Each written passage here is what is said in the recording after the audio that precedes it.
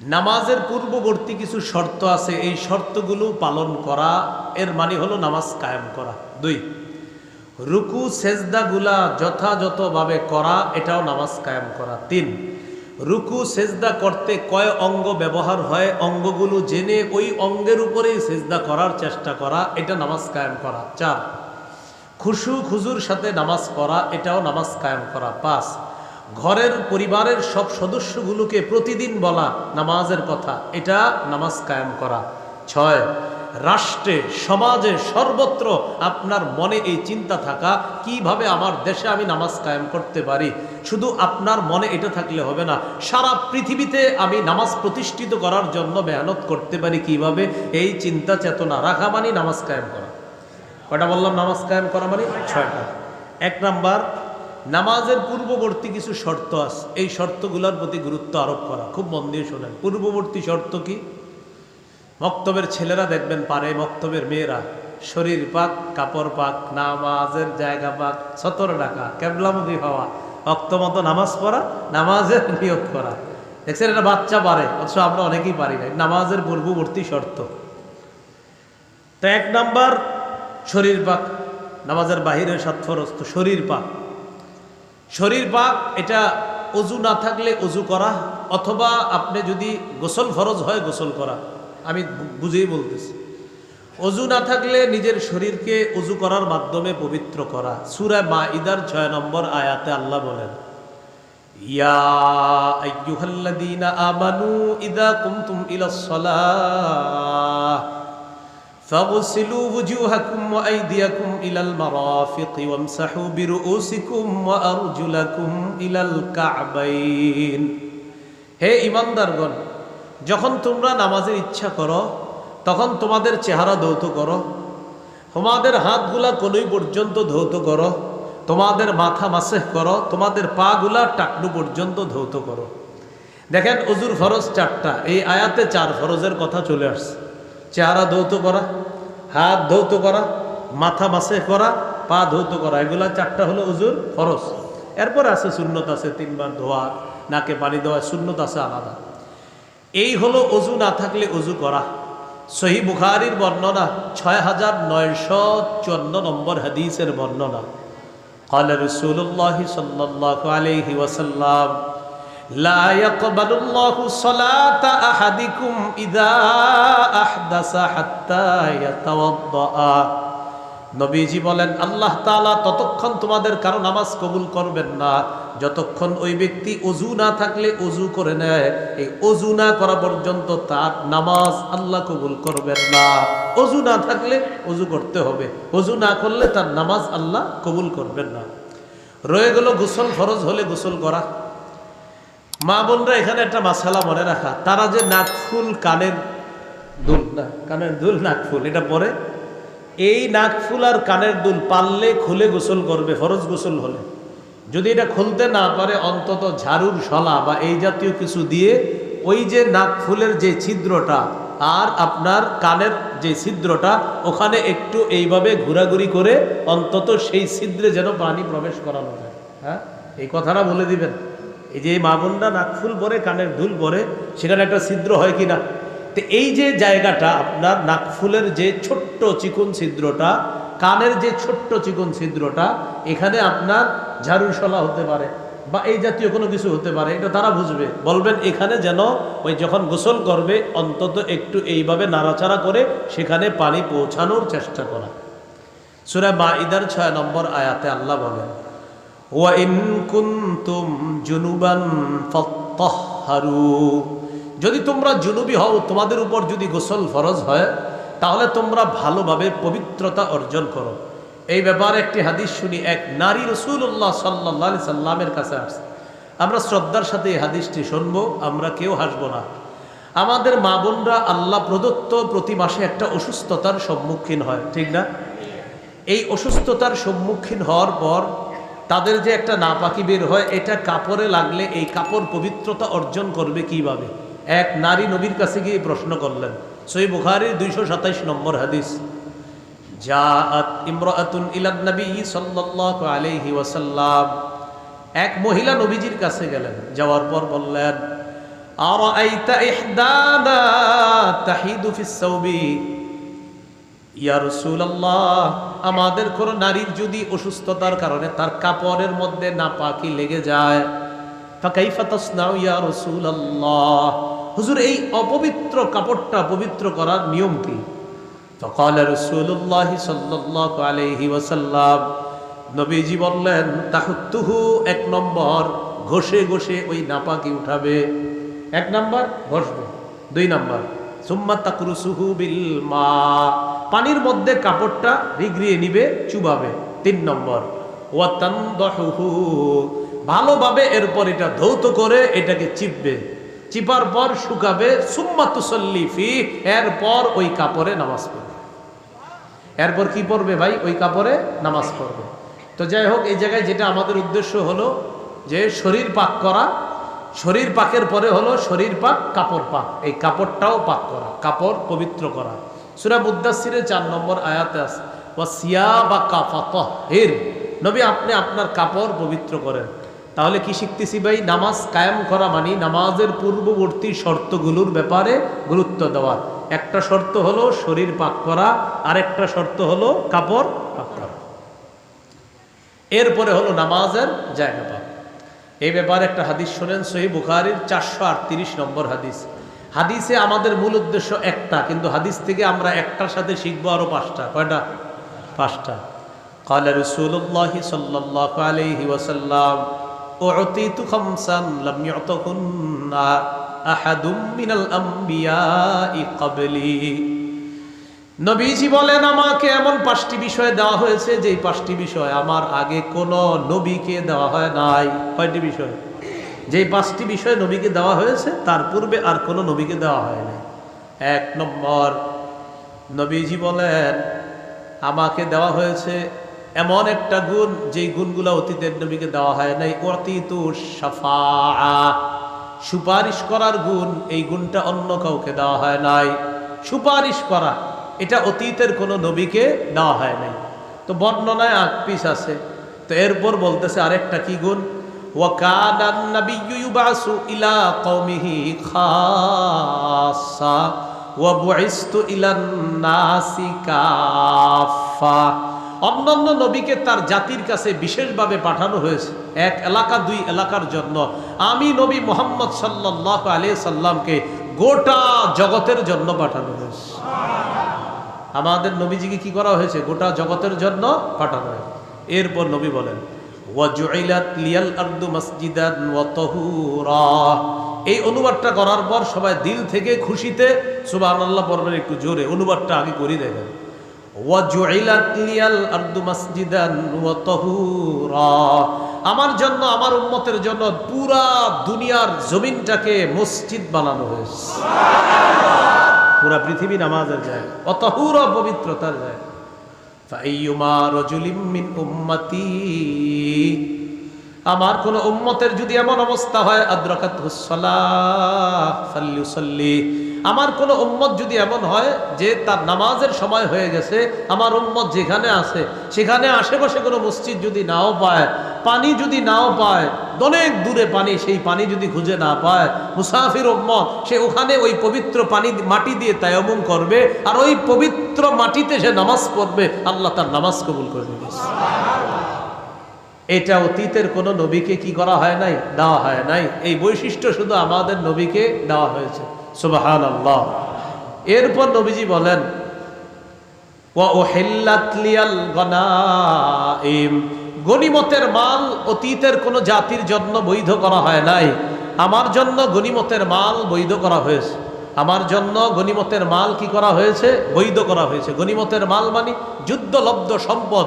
অতীত জাতি যুদ্ধ করার পর যে সম্পদ পাইতো, এই সম্পদ কোনো আগুন আইসা জ্বালায়া দিত অথবা আল্লাহ আসমানে উঠায়া নিতেন। কিন্তু আমার কোনো উম্মত যদি জিহাদ করে আর সেখান থেকে গনিমতের মাল পায়, আমার উম্মতের জন্য এই মাল আল্লাহ হালাল করে দিয়েছে। আরেকটা হলো ওয়ানুসিরতু বিররুবি মাসিরাতা শাহরিন, আমি নবী যদি কোনো এলাকায় রওনা করি, 1 মাসের দূরে কাফেরদের অন্তরে আমার ব্যাপারে আল্লাহ কাঁপুনি সৃষ্টি করে দেয়। আমি রওনা করছি কোনো এলাকায়, এক মাসের দূরত্বে বেঈমানদের অন্তরে আমার ব্যাপারে আল্লাহ ভয় ঢুকায় দেয়, কি আসতেছে রে, না জানি কি হয়, এরকম ভয় সবার অন্তরে কাঁপুনি সৃষ্টি হয়ে যায়। তাহলে এই পাঁচটার মধ্যে একটা হলো জমিন পুরাটাই পবিত্র, শরীর পাক, কাপড় পাক, নামাজের জায়গা পাক। অপবিত্র থাকলে এটা পবিত্র করে নেওয়া। এরপর সতর ডাকা। সূরা আরাফের 31 নম্বর আয়াতে আল্লাহ বলেন, ইয়া বানি আদামা খুযু যিনাতাকুম ইনদা কুল্লি মসজিদ। হে আদম সন্তান, তোমরা প্রত্যেক নামাজের সময় তোমাদের বেশভূষা গ্রহণ করো, সাজসজ্জা তোমরা গ্রহণ করো, সুন্দর পোশাক পরো। আমরা নামাজে অনেকে এই হাফ হাতা গেঞ্জি পরে চলে যাই, ঠিক না? দেখেন, হাফ হাতা গেঞ্জি পরে নামাজ পড়লে যে নামাজ হবে না এমন না, বিষয়টা হয়ে যাবে। কিন্তু আপনি অন্য কোথাও গেলে কত সুন্দর সেজে গুজে যান, আল্লাহর সামনে গেলেন, সেখানে আপনি একটু পাঞ্জাবি পরে যান, একটা সুন্দর পজিশন নিয়ে যান আপনি। তো অনেক সময় দেখা যায় অনেকে গরমের কারণেও কোনো মতে আর কি গেঞ্জিটা পরে মসজিদে গিয়ে দাঁড়ায় যায়। এটা শহরে কম, গ্রামগঞ্জে বেশি। গোসল করতে যায় মসজিদের ঘাটে, সেখানে ডুব দিয়া উইঠা গামছাটা গায়ে দিয়ে গিয়ে আল্লাহু আকবার। তো আল্লাহর সামনে দাঁড়াইতেছি একটু সুন্দরভাবে দাঁড়ানো, ব্যয়ের সাথে দেখা করতে কত সুন্দর পোশাক পরে যায়। বলেন মসজিদে কার সামনে দাঁড়াই? তো সেখানে পোশাকটা একটু উত্তম হওয়ার প্রয়োজন আছে না নাই?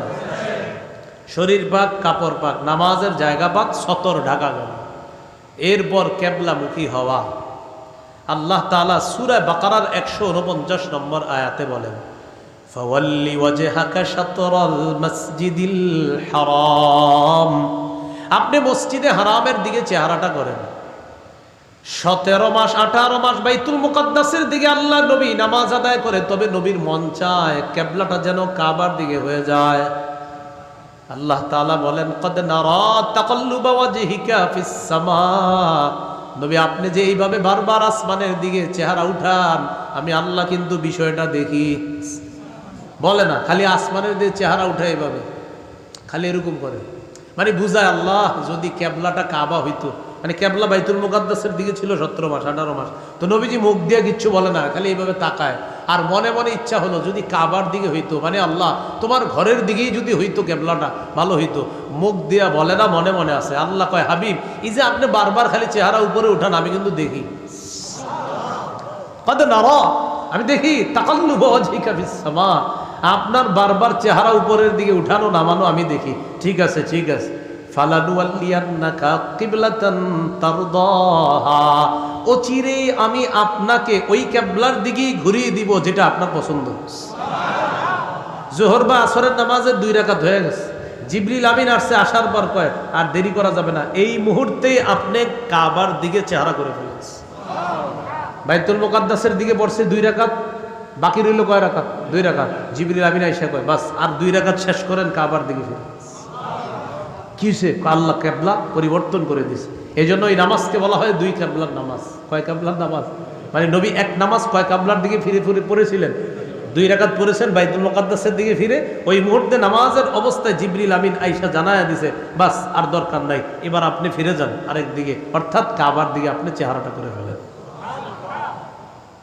তাহলে আমাদের কেবলা কোনটা? বলেন কাবা। তো শরীর পাক, কাপড় পাক, নামাজের জায়গা পাক, সতর ডাকা, কেবলামুখী হওয়া। এরপরের শর্ত হলো ওয়াক্ত মতো নামাজ পড়া। সূরা নিসার 103 নম্বর আয়াতে আল্লাহ বলেন, ইন্নাস সালাতা কানাত আলাল মুমিনিনা কিতাবাম মাওকুতা। সময় মতো নামাজ পড়া মুমিনের উপর ফরজ। বলেন সবাই আমার সাথে, সময় মতো নামাজ পড়া মুমিনের উপর ফরজ। একটি হাদিস শোনাই, মন দিয়ে শোনেন। রাসূল সাল্লাল্লাহু আলাইহি সাল্লাম ইন্তেকাল যখন করবেন, ইন্তেকালের আগে 13 দিন অসুস্থ ছিলেন, জ্বর ছাড়ে ওঠে, জ্বর ছাড়ে ওঠে। কয়দিন? 13 দিন। সহিহ বুখারীর 687 নম্বর হাদিস। এই হাদিসটা শোনার পর আপনারা সিদ্ধান্ত নিয়েন যে আর কোনোদিন নামাজ ছাড়বেন কিনা। সহিহ বুখারীর 687। সাকুলান নবী সাল্লাল্লাহু আলাইহি ওয়াসাল্লাম, নবী প্রচন্ড অসুস্থ। সাহাবায়ে কেরাম এশার নামাজ পড়ার জন্য মসজিদে অপেক্ষায় আছে। কোন নামাজ? একটু আগে কোন নামাজ গেছে? নবীজি বললেন, আসাল্লান নাস, সাহাবীরা নামাজ পড়ছে কিনা? আম্মা জান আয়েশা সিদ্দিকা রাদিয়াল্লাহু তাআলা আনহা জবাব দিলেন, না, সাহাবারা নামাজ পড়ে নাই। ইয়ান্তাজিরুনা লাকা, আপনার অপেক্ষায় আছে। কোন নামাজের অপেক্ষা? নবীজি অসুস্থ, বলতেছে নামাজ পড়ে নাই? কয় না। নবী বললেন, দুউলি মিখদাবা, আমার জন্য পানির ব্যবস্থা করো, আমি গোসল করব। ফাগতাসালা, নবী গোসল করলেন। আম্মা জান বলেন, ফাফআলনা, পানি প্রস্তুত করলাম। ফাগতাসালা, গোসল করলেন। গোসল করার পর জাহাবালিয়ানু নবী মসজিদে যাওয়ার জন্য প্রস্তুত হলেন, রওনা করলেন। মসজিদ দূরে না, কিন্তু পর্দা সরাইলি মসজিদ। মসজিদে নববীতে যারা গেছেন বা যাবেন ইনশাল্লাহ দেখবেন ওই মসজিদের পাশেই নবীজির ঘর। আম্মা জান আয়েশা সিদ্দিকা ওই ঘরে থাকতেন। ওখানে আল্লাহ রাসূল সাল্লাল্লাহু আলাইহি সাল্লাম এখন আছেন, শুয়ে আছেন। তো এই যে মসজিদে যাইতে একদম কিন্তু কাছে, নবীজি সাল্লাল্লাহু আলাইহি সাল্লাম রওনা করবেন, উগমিয়া আলাইহি, বেহুশ হয়ে গেছে আবার। ফালাম্মা আফাকা, আবার যখন আল্লাহ রাসূলের হুঁশ ফিরে আসার পর নবীজি বললেন, আসাল্লান নাস, সাহাবীরা নামাজ পড়ছে কিনা?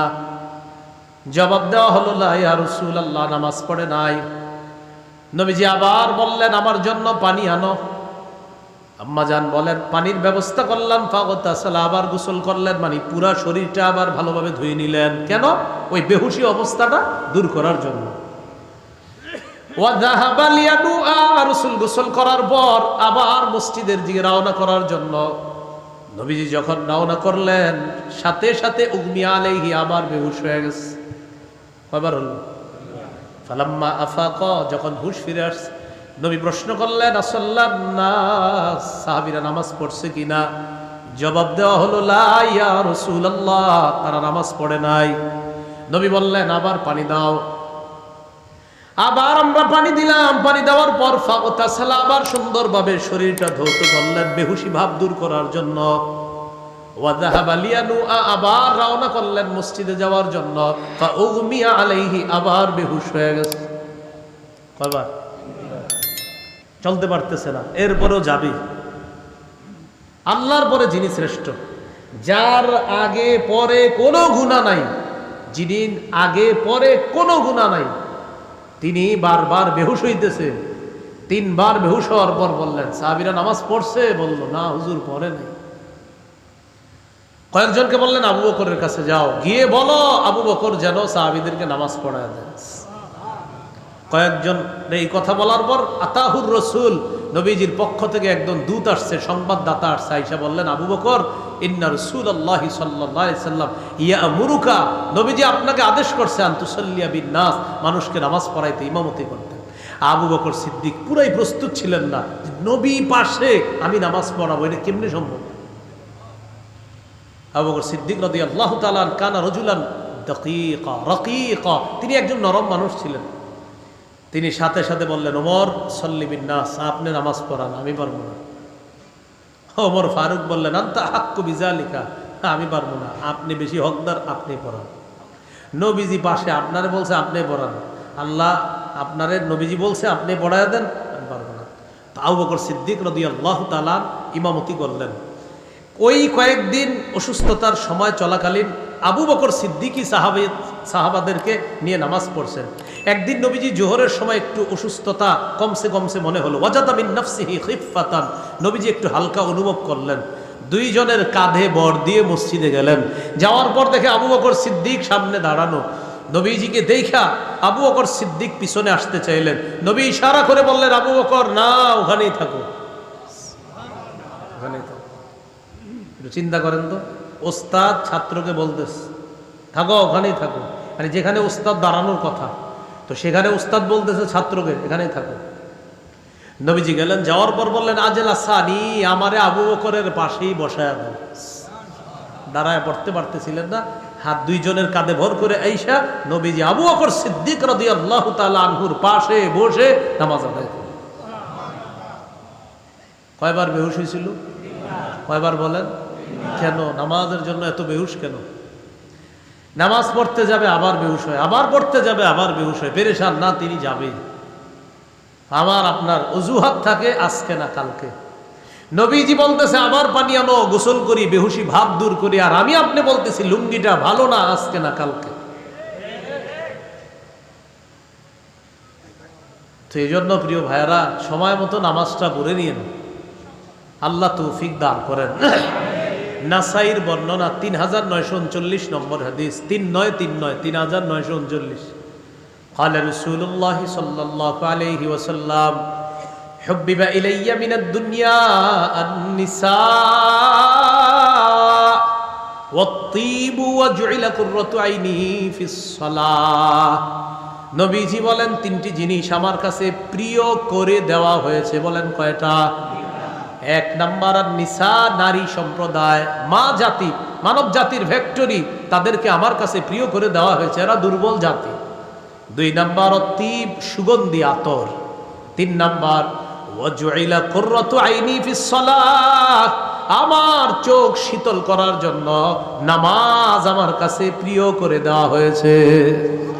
আমার নামাজের মাধ্যমে আমার চোখ শীতল হয়। হাদিসে আসছে নবীজির যখন কোনো পেরেশানি আসতো, ইদা হাজাবাহু আমরুন ফাজা ইলা সালাহ ওয়া ফি রিওয়ায়া সাল্লা, পেরেশানি আসছে তো নামাজে দাঁড়ায় গেছে, পেরেশানি আসছে নামাজে দাঁড়ায় গেছে। আমাদের হালাত নামাজে খারাইলি পেরেশানিটা আরো বাড়ে। হ্যাঁ পেরেশান, আরে কি হইব, আর নবীজি পেরেশান কাটানোর জন্য নামাজে দাঁড়ায়। আল্লাহ আমাদেরকে বুঝার তৌফিক দান করেন।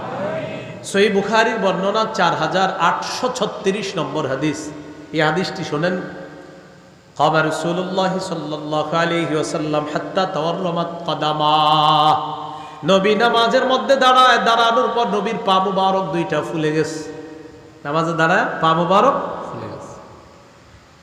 কিলা কদ গফারাল্লাহু লাকা মা তাকদ্দামা মিন যামবিকা ওয়া মা তাআখার, হুজুর আপনার আগে পরে কোনো গুনাহ নাই, আপনি এত লম্বা সময় নফল নামাজ কেন পড়েন?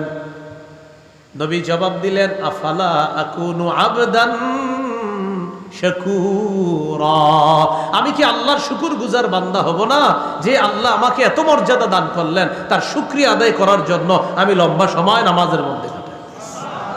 সহিহ বুখারীর 1135 নম্বর হাদিস। এটা একটু মজারও হাদিস, হাসিরও হাদিস, বুঝারও হাদিস। দেখেন, এক সাহাবী বলেন, আমি নবীজির সাথে শখ কইরা নামাজে দাঁড়াইছি, নফল নামাজ তাহাজ্জুদে, নবীজির বাসায় গিয়ে শখে তাহাজ্জুদে দাঁড়াইছি।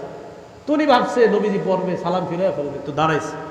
দাঁড়ানোর পরে সাহাবী বলে, নবীজি এত লম্বা সময় দাঁড়ায় আছে, হামামতু, আমি নিয়ত করে ফেললাম, আমরা সাউইন, একটা খারাপ কাজের নিয়ত করে ফেলছি। সাহাবী বলতেছে।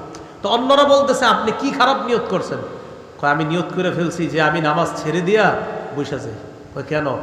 এত লম্বা সময় নবীজি নামাজে দাঁড়ায় রয়েছে, আমি পারতেছিলাম না। চিন্তা করেন, আল্লাহর পরে যিনি শ্রেষ্ঠ তিনি নামাজে দাঁড়ায় রয়েছে, আর আমার আপনার কত বেশি নামাজ পড়া দরকার, আর আমি আপনার কি হালাত। তো সাহাবী বলতেছে, নবী এত সময় দাঁড়ায় রয়েছে, আমি নিয়ত করেই ফেললাম, নবীজির ছাইরা আমি বসে যাই, পারতেছি না। নবীজির নামাজ, ভাইয়েরা নামাজ পড়বো তো ইনশাল্লাহ? পা ফুলে যাইতো, বলেন ইনশাআল্লাহ। এক ওয়াক্ত নামাজ ছাড়বেন না তো ইনশাআল্লাহ? সহিহ বুখারীর বর্ণনা 527 নম্বর হাদিস। আব্দুল্লাহ ইবনে মাসউদ রাদিয়াল্লাহু তাআলা আনহুর বর্ণনা, তিনি বলেন, সালতু রাসূলুল্লাহ সাল্লাল্লাহু আলাইহি ওয়াসাল্লাম আইয়ুল আমালি আহাব্বু ইলাল্লাহ, নবীকে প্রশ্ন করলাম, আল্লাহর কাছে সবচেয়ে পছন্দের আমল কোনটা? নবী জবাব দিলেন, আস-সালাতু আলা ওয়াক্তিহা, সময় মতো নামাজ পড়া। আমি এক অংশ, বাকি অংশ আপনারা। আমি আপনাদেরকে প্রশ্ন করি, বলেন তো আল্লাহর কাছে সবচেয়ে পছন্দের আমল কি? সময় মতো নামাজ পড়া। আবার আমি বলি, আপনারা জবাব দিবেন, বলেন তো আল্লাহর কাছে সবচেয়ে পছন্দনীয় আমল কি? তাহলে এবার আপনারা বলেন, আমারে বলেন, আল্লাহর কাছে পছন্দনীয় নামাজ আমার জিজ্ঞাসা করেন, বলেন। সময় মতো নামাজ পড়া। তাহলে মনে থাকবে তো ইনশাআল্লাহ? আমরা সময় মতো নামাজ পড়বো, বলেন ইনশাআল্লাহ। সর্বশেষ কথা বলি, রুকু সেজদাগুলা একটু যত্নবান হবেন। শুধু একটা হাদিস বলি, সহিহুল জামে হাদিসের কিতাব 1671 নম্বর হাদিস। এই হাদিসের মধ্যে আসছে আব্দুল্লাহ ইবনে ওমর রাদিয়াল্লাহু তাআলা আনহুমার বর্ণনা। তিনি কি করছে, রাআফাতান ইউসাল্লি, এক যুবককে দেখে ওই যুবক নফল নামাজ পড়ে। কদ আতালাল কিয়ামা ওয়া আতনাবা, লম্বা সময় দাঁড়ায় আছে, কিন্তু রুকু সেজদা আপনার দেরি করে, মানে তাড়াতাড়ি করে, মানে দাঁড়ানোটা লম্বা করে, কিন্তু রুকু সেজদাটা সংক্ষেপ করে। তো আব্দুল্লাহ ইবনে ওমর রাদিয়াল্লাহু তাআলা ওই যুবককে যখন দেখলেন যুবক দাঁড়িয়ে থাকে নফল নামাজে লম্বা সময়, তো রুকু সেজদাগুলা তুলনামূলক একটু সংক্ষেপ করে। তো ইবনে ওমর রাদিয়াল্লাহু তাআলা আনহুমা বললেন, আইয়ুকুম ইয়ারিফু হাযা, আচ্ছা তোমাদের মধ্যে তারে চিনো কেউ এরকম আসো? একজন বললেন আরিফুহু, আমি তাকে চিনি। আব্দুল্লাহ ইবনে ওমর বললেন লাউ আরাফতুহু, আমি যদি তাকে পার্সোনাল ভাবে চিনতাম, আমারতুহু আইয়ুকসিরা রুকুআ ওয়াস সুজুদা, তাহলে আমি তাকে বলতাম রুকু সেজদাও যেন একটু দেরি করে। যেইভাবে সে নফল নামাজে লম্বা সময় দাঁড়িয়ে থাকে, তেমনি ভাবে সে যেন রুকু সেজদাও একটু বিলম্ব করে, আমি তাকে বলতাম এই কথা। কয় কেন? এবার আব্দুল্লাহ ইবনে ওমর যে কথাটা বলছে সবাই মন দিয়ে শোনেন। সবাই মন দিচ্ছেন তো? আমি নবীকে বলতে শুনলাম, ইন্নাল আবদা ইদা কামা ইলাস সালাহ উতিয়া বিজুনুবিহি কুল্লিহা ফাউদিআত আলা আতিকাই, বান্দা যখন নামাজের মধ্যে দাঁড়ায় তার সব গুনাহগুলার স্তূপ একত্রিত করে বিশাল স্তূপ তার দুই কাঁধের মধ্যে রেখে দেওয়া হয়। বান্দা যখন নামাজের মধ্যে দাঁড়ায় বিশাল বড় গুনাহের স্তূপ তার দুই কাঁধের মধ্যে রেখে দেওয়া হয়। ফাকুল্লামা রাকা আও সাজাদা, বান্দা যতবার রুকু করে সিজদা করে তাসাকাতাত আন, ততবার তার গুনাহগুলা ঝরে পড়ে যায়। গুনাহগুলা দুই কাঁধের উপর রাখা হয়, সে যতবার রুকু সেজদা করে আস্তে আস্তে গুনাহ ঝরে পড়ে। তো রুকু সেজদা যদি লম্বা হয় গুনার মিটার গুলাও আপনার খুব ঝরে পড়বে বেশি বেশি। রুকু সেজদা লম্বা তো গুনাহও বেশি পড়বে। তা আব্দুল্লাহ ইবনে ওমর বললেন যে নবীজি বলছে বান্দা যখন নামাজে দাঁড়ায় তার গুনাহগুলা একসাথে করে তার দুই কাঁধের উপর রাখা হয়। যখনই সে রুকু করে, যখনই সে সেজদা করে, তার সেজদা রুকু যত লম্বা হবে গুনাহ ঝরার মিটারটাও তত লম্বা, গুনাহও তত বেশি ঝরে পড়বে। ভাই কথাগুলো মনে থাকবে ইনশাআল্লাহ। তাহলে নামাজের পূর্ববর্তী শর্ত বলছিলাম, এর মধ্যে 6 নাম্বার গেল আপনার সময় মতো নামাজ পড়া। সর্বশেষ কথা নামাজের নিয়ত করা। বলেন নামাজের নিয়ত করা। সহিহ বুখারী 1 নম্বর হাদিস, ইন্নামাল আমালু বিন্নিয়াত, আমলের প্রতিদান নির্ভর করে নিয়তের উপর। তাহলে আজকে আমরা আলোচ্য আয়াত থেকে দুটি জিনিস শিখলাম। আল্লাহ নবীকে দুইটা হুকুম করছে। বলেন কোরআন তেলাওয়াত, নামাজ কায়েম। বলেন আমরা নিজেরা কোরআন তেলাওয়াত করব, সন্তানকে কোরআন শিক্ষা দিব, নিজে নামাজ পড়ব, পরিবারকে নামাজের কথা বলবো, সমাজে, দেশে, রাষ্ট্রে, পৃথিবীতে নামাজ প্রতিষ্ঠিত করার চেষ্টা করব। আজকে থেকে বেশি বেশি 3টি কাজ বাড়িয়ে দিব। নিয়মিত কম করে হলেও কোরআন তেলাওয়াত, প্রতিদিন নামাজ আদায়, প্রতিদিন কম হলেও কিছু দান সৎকা করা। তাহলে কয়টা অভ্যাস নিয়মিত করব? নিয়মিত তেলাওয়াত, নিয়মিত নামাজ, নিয়মিত কিছু হলেও দান সৎকা। আল্লাহ তাআলা আমাদের সকলকে যে কথাগুলো বললাম শুনলাম আমল করার তৌফিক দান করেন। মিম্বরের আমানত যাদের সংগ্রহে আছে 6 নম্বর খণ্ডে আজকের এই আলোচনাগুলোর বেশি অংশ পেয়ে যাবেন। 6 নম্বর খণ্ডে অনেকেই ওই জায়গা থেকে নিয়েছিলেন আশেপাশে। মিম্বরের আমানত আমার সংকলনটা যাদের সংগ্রহে আছে 6 নম্বর খণ্ডে আজকের এই আলোচনাগুলোর বেশিরভাগ পেয়ে যাবেন। ওরা গাড়িতে যদি নিয়ে এসে থাকে ওদের কাছ থেকে সংগ্রহ করে নেন। এখানে ওদের ওই সংক্রা হানুমা প্রকাশনী থেকে আনা থাকলে 1 থেকে 6 নম্বর খণ্ড সবগুলোই সংগ্রহ করার চেষ্টা করেন। প্রথম খণ্ডে সন্তানের 64টা অধিকার, দ্বিতীয় খণ্ডে শিরিক বেদাত কুফুর তাওহীদ, তৃতীয় খণ্ডে হালাল হারাম সুদ, চতুর্থ খণ্ডে স্বামীর 24টা অধিকার, স্ত্রীর 19টা অধিকার, পঞ্চম খণ্ডে লা ইলাহা ইল্লাল্লাহর ব্যাখ্যা, ষষ্ঠ খণ্ডে নামাজের ব্যাখ্যা। 6 খণ্ডে কারো কাছে টাকা পয়সা থাকলে ওদের কাছ থেকে দেখেন নিয়ে নেন। টাকা না থাকলে ওই অনলাইনে মিম্বরের আমানত সার্চ করবেন, সেখানে ওদেরকে বলবেন ওরা কিভাবে যেন আপনার বাসায় পৌঁছায় দেবে। ওইভাবে যোগাযোগ করলে আল্লাহ তাআলা আমাদের সকলকে যে কথাগুলো বললাম শুনলাম আমল করার তৌফিক দান করেন। এখন যদি কারো লাগে ওদের কাছে দেখেন আছে কিনা গাড়িতে, ওদের থাকলে ওদের কাছ থেকে নিয়ে নেন। ওয়া আখিরু দাওয়ানা আনিল হামদুলিল্লাহি রাব্বিল আলামিন। আলহামদুলিল্লাহি রাব্বিল আলামিন ওয়াল আকিবাতু লিল মুত্তাকিন ওয়াসসালাতু ওয়াসসালামু আলা সাইয়্যিদিনা আল্লাহ আল্লাহ। ربنا ظلمنا أنفسنا وإن لم تغفر لنا وترحمنا لنكونن من الخاسرين. رب ارحمهما كما ربياني صغيرا. رب ارحمهما كما ربياني صغيرا. ربنا لا تزغ قلوبنا بعد إذ هديتنا وهب لنا من لدنك رحمة إنك أنت الوهاب. ربنا اغفر لي ولوالدي وللمؤمنين يوم يقوم الحساب. الله الله الله.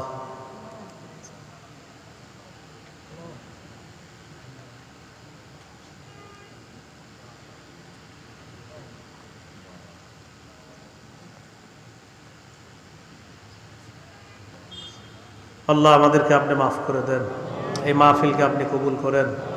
গভীর রজনী আল্লাহ, মানুষগুলো হাত তুলছে, মেহেরবানি করে সবার মনের নেক আশা পুরা করেন।